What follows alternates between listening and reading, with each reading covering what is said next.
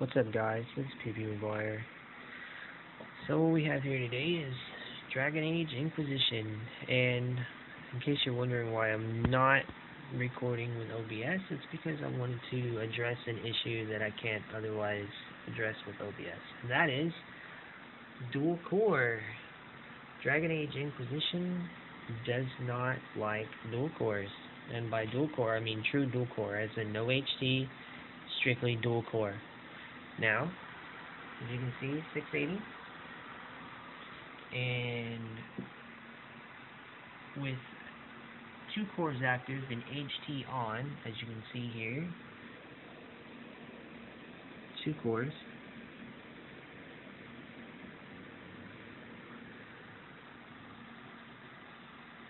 The average usage is actually pretty high, in the 70s. My average FPS is between 42. Actually, it bounces around between 35 and 45, and sometimes it's 50 depending on the area that I'm in. And this is with almost all ultra settings. So you can see it's very smooth.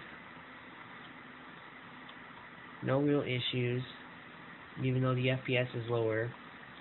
With everything enabled, I generally average about 50-55 FPS. So I mean, there is a considerable difference. And I'll probably mate this video with a quad core follow-up, just so that way you can see. And average RAM usage is about 2 gigs.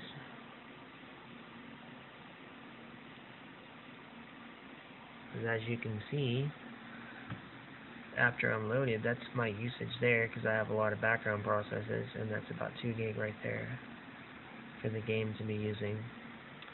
My 680 isn't really overclocked all that high.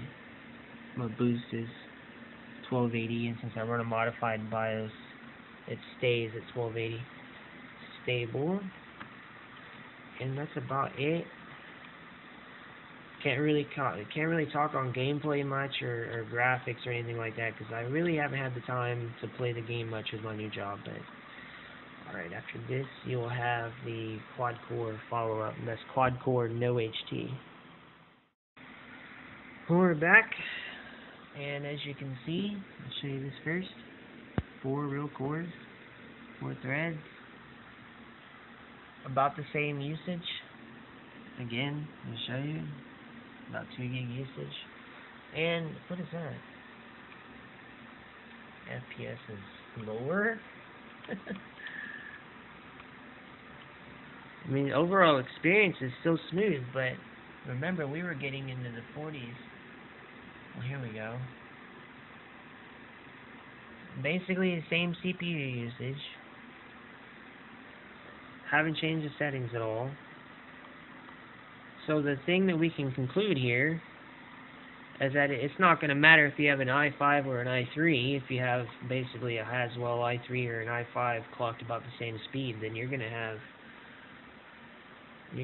pretty much the same CPU usage and the same performance. So I mean, if you want to save some money, I'd be willing to bet it's going to be the same way with Far Cry 4. I haven't tested that out yet, so I'm going to be doing that as soon as I can get my hands on it.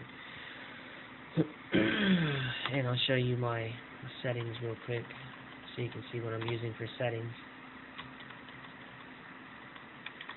Alright, so 1080p, no VSync.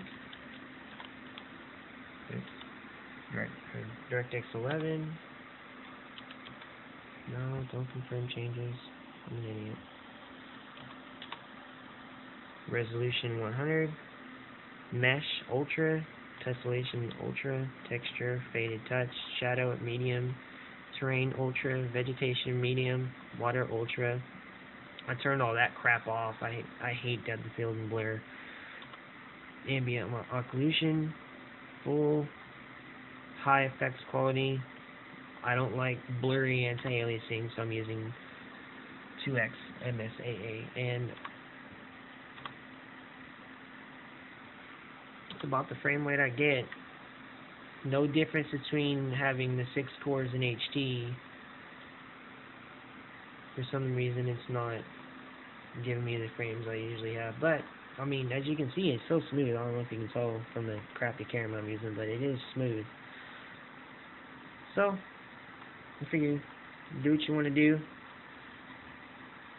If anything, I highly recommend doing the 60 FPS cutscene shortcut hack thing, because it really does make a difference. Because gameplay below 60 is smooth, but I still get stuttering and hiccups with 60 FPS cutscenes. So your mileage may vary with everything. Obviously, everybody's setup is different. I mean, I'm running 71 processes in the background, but with lower, I'd probably get a little higher FPS. But as you can see, the difference between theoretically an i3 with HT and an i5 is basically the same. So, see you guys next time.